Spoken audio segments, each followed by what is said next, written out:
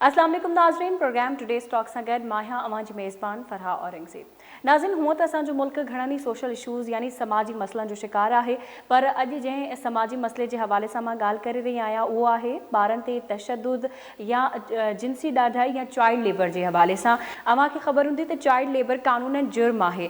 6 खां 16 सालनि जे ॿारनि खे सिर्फ़ु तालीम ॾियण जे हवाले सां पाबंद कयो वेंदो आहे। असांजो कानून, असांजो आइन बि इन ई ॻाल्हि खे चवे थो त जेके 6 सालनि खां 16 सालनि जा जेके ॿार आहिनि उन्हनि खे सिर्फ़ु ऐं सिर्फ़ु तालीम ॾियारी वञे। उन्हनि खे चाइल्ड लेबर जेको आहे न या जिबरी मुशक़त जंहिंखे चइबो आहे, इहो कानूनन जुर्म आहे। ख़ासि तौर ते असांजे मुल्क में ॿारनि खे चाइल्ड लेबर जे हवाले सां 6 नंबर में अचे थो।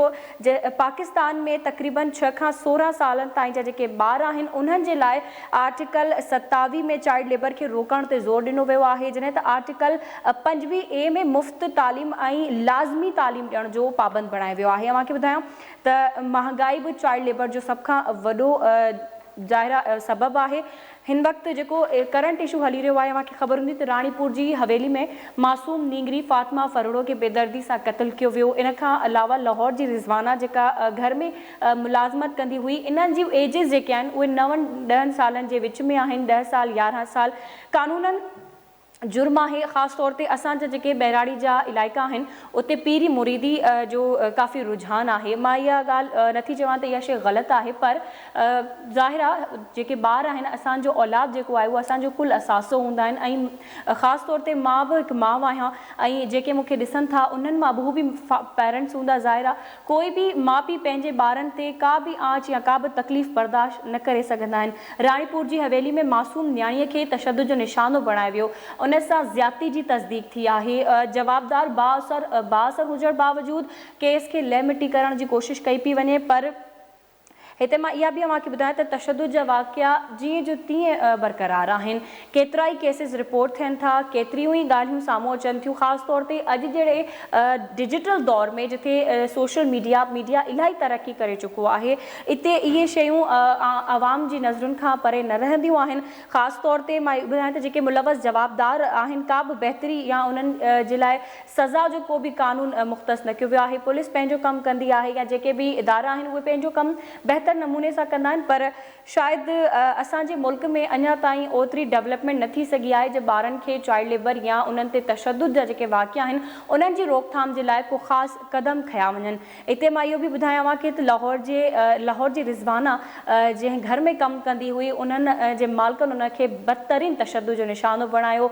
ज़िंदगी ऐं मौत जी कशमकश में हू मासूम न्याणी हुई, पर उते बि असांजी जेके इंसानी हक़नि जे लाइ कमु कंदी हुई जेकी ह्यूमन राइट्स कमीशन आहे, उहा बि हिन मामले ते फ़िलहालु ख़ामोशी इख़्तियार करे वेठी आहे। इन जो सबबु छा आहे सम्झ खां ॿाहिरि आहे। फ़िलहालु रिपोर्ट शामिलु कंदासीं प्रोग्राम में, ॻाल्हि ॿोल खे अॻिते वधाईंदासीं। रिपोर्ट जो वक़्तु थियो आहे, रिपोर्ट ॾिसंदासीं, उनखां पोइ प्रोग्राम में सिलसिले खे अॻिते वधाईंदासीं।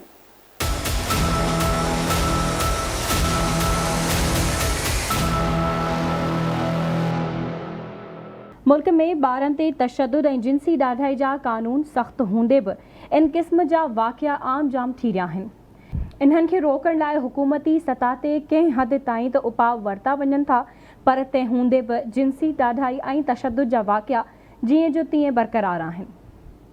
सिंध में ॿारनि सां थींदड़ ॾाढाई जे वाक़ियनि खे ॿुंझो ॾियणु ज़रूरी आहे, पर हेसि ताईं इन में का कामयाबी कोन मिली सघी आहे। जंहिं करे न रुॻो असां वटि ॿार अदम तहफ़ुज़ जो शिकार नज़र अचनि था, पर इन ॾोह में मुलवस जवाबदारनि ख़िलाफ़ का बहितर कार्रवाई थींदे नज़र नथी अचे। माण्हू गुरबत सबबु पंहिंजे ॿारनि खे अमीर माण्हुनि जे घरनि या पीरनि जी हवेलियुनि में कमु करण लाइ मोकिलनि था त जीअं कुझु रक़म मिली सघे। कुझु माण्हू वरी लालची हूंदा आहिनि जेके हूंदे सूंदे बि पंहिंजे ॿारनि खे कम लाइ रवानो कंदा आहिनि, पर खेनि स्कूल न मोकिलींदा आहिनि। पर कुझु वरी अहिड़ा बि माण्हू आहिनि जेके पीरनि सां अक़ीदत सबबु पंहिंजे ॿारनि खे उन्हनि जी हवेलियुनि में कमु करण लाइ मोकिलींदा आहिनि। इहा केतिरी त अफ़सोस जी ॻाल्हि आहे त मासूम ॿार इल्मु पिराइण जे मौसम में हवेलियुनि ऐं वॾेरनि जे घरनि में पोरियो कंदे नज़र अचनि था। उते जेके बि ॿारनि सां सुलूक थियनि था, उन जो ताज़ो मिसाल राणीपुर में मासूम न्याणी फ़ातिमा फरोड़ो जो आहे। नींगरी फ़ातिमा फरोड़ो वारो वाक़ियो को पहिरियों वाक़ियो नाहे। इन खां अॻु बि अहिड़ा केतिरा ई वाक़िया पेश आया आहिनि।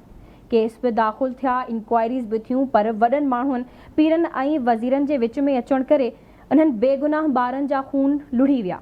मिसकिननि खे इंसाफ़ बदिरां मौतमार धमकियूं मिलियूं या वरी कुझु रक़म ॾेई या दबाव ॾेई खेनि ख़ामोश कयो वियो। खिपरे जी ज़ैनब भयो खां वठी ख़ान वाहण जी फातिमा फरहणो ताईं ही स्याह बाब आहे जेको ख़तमु थींदे नज़र नथो अचे। मोनिका लाड़क ऐं नरेश भील समेत केतिरनि ई ॿारनि खे वहशत जो निशानो बणाए वियो, पर इंसाफ़ न मिलियो। दादू जे छाणो शापाड़े में हिकु वहशी दरिंदे 3 सालनि जी ॿारड़ीअ खे हवस जो निशानो बणाए सॼी इंसानियत खे झंझोरे छॾियो। असांजे समाज में अञा बि अहिड़नि माण्हुनि जी खोट नाहे जेके ज़ुल्म ख़िलाफ़ आवाज़ बुलंद कंदा रहनि था। इन जो मिसाल नींगरी फातिमा फरहड़ो सां थियल वेदनि ख़िलाफ़ एहतिजाज आहिनि। समूरी सिंध में एहतिजाज थी रहिया आहिनि। माण्हू वस आहर हिन मामले जी मज़म्मत ऐं जवाबदारनि खे सज़ा ॾियण जो मुतालबो करे रहिया आहिनि। इहो अवामी रद्दअमल ई आहे जो मुख्य जवाबदार गिरफ़्तार थियो आहे ऐं संदसि ख़िलाफ़ केस दाख़िल थियो आहे ऐं मामिलो अदालत में हली रहियो आहे। पक्की उमेद आहे त अदालत न्याणी फातिमा जे खून सां इंसाफ़ ज़रूरु कंदी।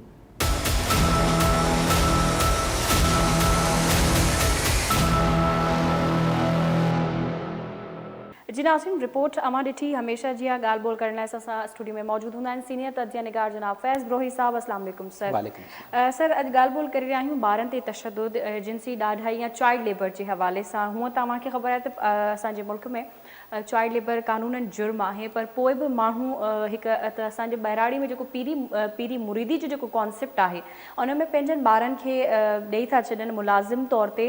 त अव्हां इन हवाले सां छा चवंदो ऐं कीअं माण्हुनि जी रहनुमाई कंदो? थैंक यू मिस फरा।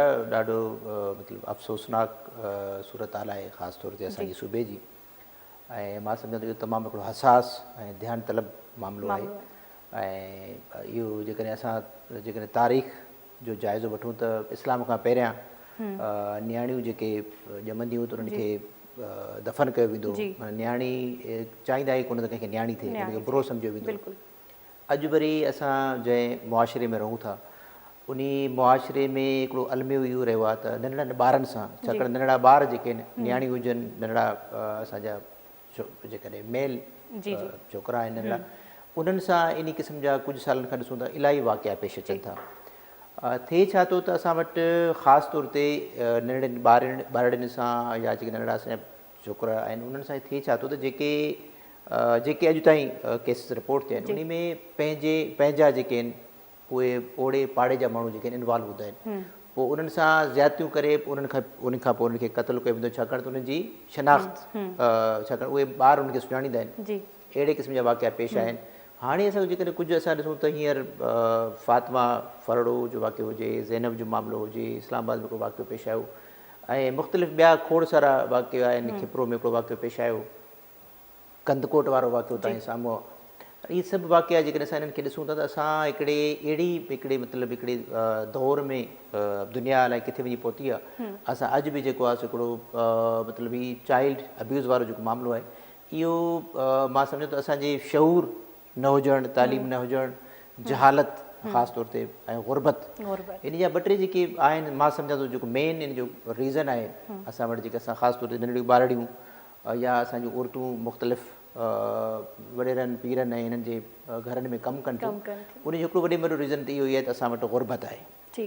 असां वटि ॿारड़ी में तव्हां ॾिसो जेके माण्हू अफोर्ड न करे सघंदा आहिनि, पंहिंजे ॿारनि खे पाले न सघंदा आहिनि, या हुननि ॿियो को सोर्स ऑफ इनकम न हूंदो आहे त पंहिंजे ॿारनि खे कंहिं न कंहिं हुतां जे मक़ामी कंहिं अमीर माण्हू जे घर एज़ अ मुलाज़िम उन्हनि खे छॾींदा आहिनि। तव्हां ॾिसो असां वटि ऑलरेडी चाइल्ड प्रोटेक्शन लॉ बि आहे असांजे मुल्क में, त तव्हां नंढड़े ॿार खां तव्हां लेबर कमु नथा वठी सघो, पर उहे असां वटि जेके कानून आहिनि उहे कानून सिर्फ़ु नाले मात्र आहिनि, उन्हनि ते अमल दरामद कोन थो थिए। ऐं हीअ जेके वाक़िया पेश अचनि था इन में मूंखे त मां हैरान आहियां, इंटरनेशनली हिकिड़ा वॾा गैंग्स बि कमु कनि था जेके ख़ासि तौर ते चाइल्ड पोर्न वीडियोज़ जेके आहिनि उहे उते सेल थींदियूं आहिनि। ख़बर न आहे उहे इहे मामला इन्वेस्टिगेशन थियणु घुरिजे, छा इहे कॾहिं ईअं त न आहे त इन्हनि ॿारनि सां इहे ज़्यादतियूं करे इंटरनेशनल मार्केट में उहे वीडियोज़ जेके आहिनि उहे सेल कया था वञनि। त ॾिसो न इहो हाणे रोज़ु काफ़ी त अहिड़ा मामला आहिनि जेके माण्हू रिपोर्ट कोन था कनि।